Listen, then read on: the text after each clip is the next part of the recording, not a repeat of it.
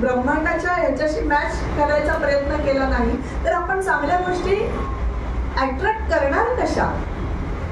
Lower फ्रिक्वेन्सीला higher फ्रिक्वेन्सीच्या गोष्टी कशा काय पटकन मिळू शकतील? जर का आपल्याला आपली ऊर्जा वाढवायची असेल तर तिसऱ्या डोळ्यावर काम करणं, त्राटक करणं किंवा मेडिटेशनमध्ये इथे कॉन्सन्ट्रेट करून मेडिटेट करणं आणि दोन विचारांमधले जागा वाढवणं. विचार आपले कधीच थांबत नाही, पण दोन विचारांमधलं अंतर आपण फक्त वाढवू शकतो. आणि हे करण्यासाठी तिसऱ्या डोळ्यावर जर का मेडिटेशनच्या ह्याच्यामध्ये काम केलं तर खूप फायदा होऊ शकतो.